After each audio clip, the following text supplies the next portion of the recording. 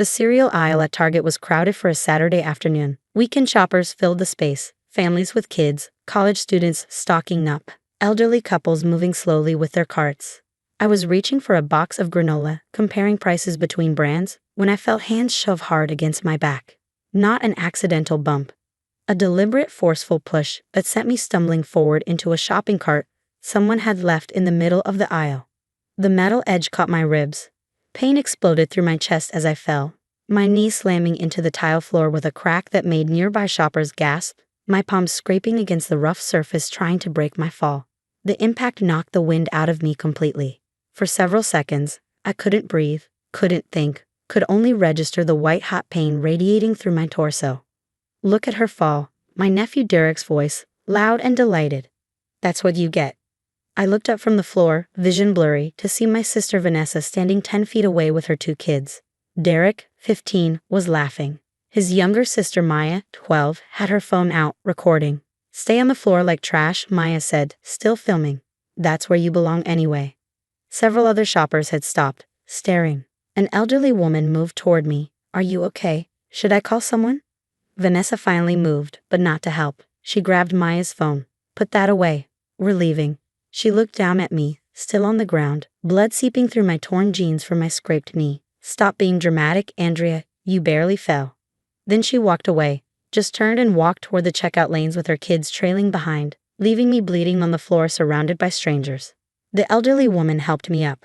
A Target employee rushed over with a first aid kit. My hands were shaking as they cleaned the scrapes on my palms. My ribs screamed with every breath. My knee was already swelling. "We need to file an incident report," the employee said, looking worried. "Do you want us to call the police? We have cameras. We saw what happened." I thought about it. Pressing charges against my nephew. Creating a police record. The family drama that would follow. "No," I said quietly, "just the incident report for my records." The employee looked disappointed but nodded. She helped me fill out the paperwork, included witness statements from 3 customers who'd seen Derek push me, gave me copies of everything. I limped to my car, drove myself to urgent care. Bruised ribs, sprained knee, deep tissue bruising on my hip. The doctor recommended follow-up with an orthopedist if the knee didn't improve. Total bill, $4,200, which my insurance would cover after my deductible. I went home, iced everything, and tried not to think about my sister watching her son assault me and walking away. Monday morning, I returned to work at Meridian Health Insurance, where I'd been a senior claims adjuster for 6 years. My supervisor, Karen, took one look at me limping and raised her eyebrows. "Rough weekend?" "Something like that." I didn't elaborate. I rarely talked about my family at work. It was easier that way. I'd worked my way up from entry-level claims processor to senior adjuster with decision authority on claims up to $200,000. It wasn't glamorous work, but it was important. I reviewed medical claims, determined coverage eligibility, approved or denied payments. People's financial lives often depended on my decisions. I was good at my job, fair but thorough. I followed policy to the letter, documented everything, never let personal feelings influence professional decisions. That's why, 2 weeks later, when a claim crossed my desk with Vanessa's name on it, I didn't flinch. I processed thousands of claims over the years. I knew how to separate personal feelings from professional responsibilities. Emergency appendectomy, hospital admission, surgery, 2 days post-op recovery. Total charges, $47,862. The surgeon's fee alone was $12,000. Anesthesia, operating room time, pharmacy charges, recovery room monitoring, all itemized in neat rows on my screen. I read through the claim carefully, following my standard review process. Checked her policy details, coverage limits, deductibles, co-insurance percentages. Everything appeared in order at first glance. The procedure was medically necessary, performed at an in-network facility, coded correctly. I should approve it, apply her deductible and co-insurance, process the payment, and move on to the next claim in my queue. But then I noticed something. The date of service was 6 days after the Target incident, and her insurance card on file showed a policy effective date that was wrong. The system showed her coverage starting 3 weeks before the appendectomy, but her employer's records indicated she'd been added to the plan only 2 days before her emergency. That meant there was a coverage gap, a period where she wasn't actually insured when she needed the surgery. I pulled up the employer's HR records. Vanessa worked for a marketing firm that offered insurance with a 30-day waiting period for new enrollments. She'd enrolled on the 5th, meaning her coverage didn't start until the 5th of the next month. Her appendectomy happened on the 28th. No coverage. The claim should be denied. But I knew what that meant. $47,000. Out of pocket. For Vanessa, who'd been complaining about money for years, who drove a leased BMW she could barely afford, who bought her kids designer clothes while telling me I should try harder to be successful. I sat with the file for 10 minutes. Professional ethics said I should check with her employer, verify the enrollment dates, maybe see if there was a retroactive coverage exception, give her a chance. Personal ethics remembered my sister watching me bleed on the floor and walking away. I opened the enrollment records. The dates were clear. She'd waited too long to enroll, missed the deadline, tried to add herself after finding out she needed surgery. Classic insurance fraud attempt, honestly, though probably not intentional. Just desperation and bad timing. I documented everything. Pulled the employer HR records, the enrollment forms, the policy waiting period language. Built an airtight file showing exactly why coverage didn't exist. Then I stamped the claim. Denied, no active coverage at time of service. The next claim was Derek's. Broken arm, emergency room visit, orthopedic surgery to set the bone with pins. $12,400. Same insurance policy. Same coverage gap. Denied. Maya's claim came through 3 days later. Wisdom teeth extraction, surgical removal of all 4 impacted teeth. $8,900. Denied. I processed each one according to policy, documented my reasoning, and moved them through the system. By the end of the week, Vanessa's family was facing $69,000 in medical debt. Karen stopped by my desk on Friday afternoon. "Hey, Andrea, I need you to handle a member complaint." Escalated to supervisor review. She handed me a file. Vanessa's name on top. Member claims her family's insurance claims were wrongly denied. Says there must be a mistake. She's demanding to speak with whoever processed them. Karen looked at me. "That was you, right?" "Yes." Claims were processed according to policy. No coverage existed at time of service due to enrollment timing. Member says she enrolled months ago. Member's employer records show she enrolled on June 5th. Policy has a 30-day waiting period. Her emergency surgery was June 28th. No coverage existed. I pulled up the documentation on my screen. Everything's here. Employer verification, policy language, enrollment forms with her signature. Karen reviewed the file, nodding slowly. "This is solid work. Good catch on the enrollment dates. A less thorough adjuster might have missed it. Just doing my job." Member is pretty upset. Left 3 voicemails demanding to talk to you personally. Should I have complaints handle it? I thought about Vanessa's voice on those messages. Probably angry. Probably demanding. Probably not used to being told no. "I'll handle it," I said. "If she calls again, transfer her to me." The call came Monday morning. "This is Andrea speaking. How can I help you?" "Andrea?" Vanessa's voice, sharp with disbelief. "What are you doing answering the phone at the insurance company?" "I work here. I'm a senior claims adjuster." Silence. Long, thick silence. "You work there?" "Yes, for 6 years." "You told Mom you worked in an office. You said you did paperwork." "I do paperwork. Medical claims paperwork. I process and adjudicate insurance claims."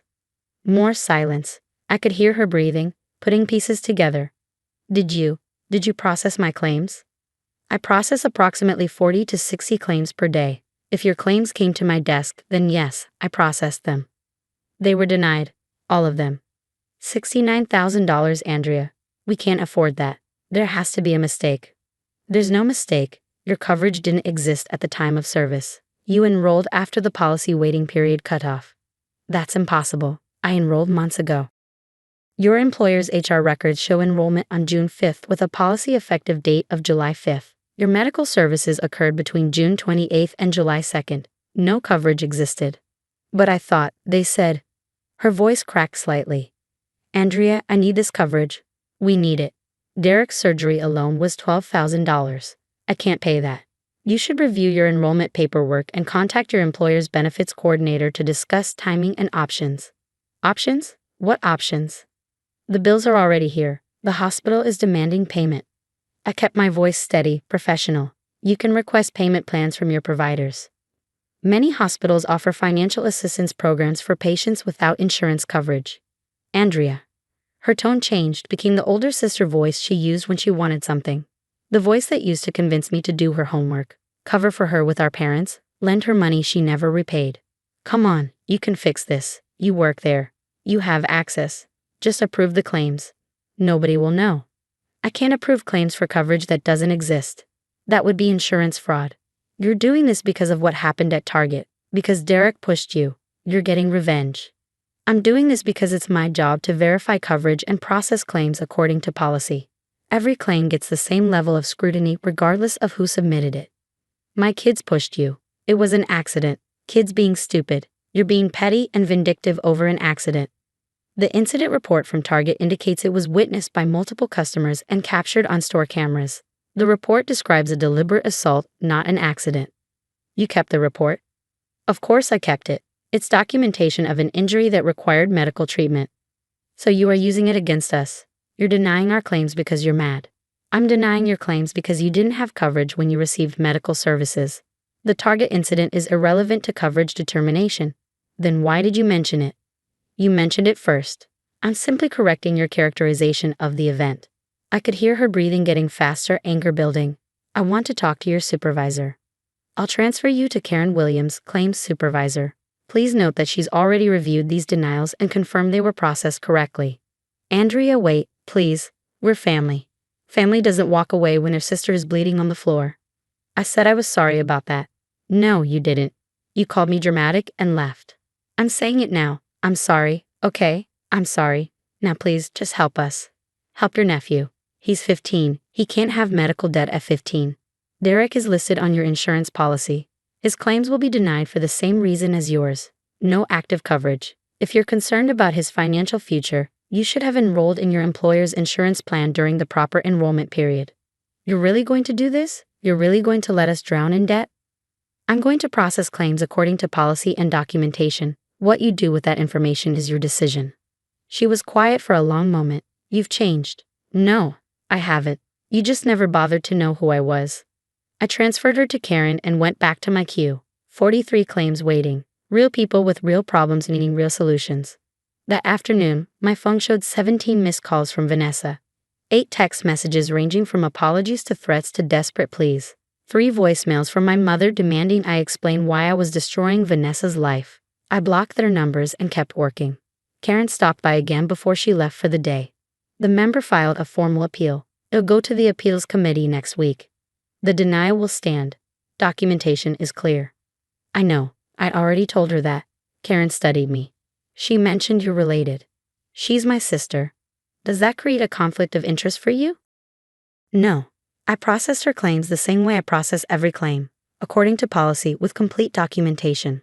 Karen nodded slowly. Good. Because she's threatening to escalate this to corporate, claim you have a personal vendetta. Let her. The file speaks for itself. 3 weeks later, the appeals committee upheld all 3 denials. Vanessa's family was officially responsible for $69,000 in medical debt. I heard through my mother that they'd set up payment plans with the hospital. 24 months at brutal interest rates. Vanessa had to sell her BMW and buy a used Honda. Derek was working part-time after school to help. Maya lost her iPhone. My mother called me cruel, said I should have helped, said family takes care of family. I didn't argue. Just asked her if she remembered who took me to urgent care after Target, who paid my medical bills, who checked on me to see if my ribs healed properly. She went quiet. That's what I thought, I said, and ended the call. 6 months later, I got promoted to claims manager. Bigger office, more authority, team of 12 adjusters reporting to me. I trained them all the same way. Process every claim fairly, follow policy exactly, document everything. Never let personal feelings cloud professional judgment. One of my adjusters asked me once why I was so strict about documentation. I thought about Derek's hands on my back, the tile floor, Vanessa walking away. Because falls have consequences, I said. And someone needs to make sure they're documented. She looked confused but nodded. I never explained. Some lessons you learn on grocery store floors. Some you learn behind claims processing desks. But they all teach the same thing. Actions have consequences, and eventually, everyone pays their bill.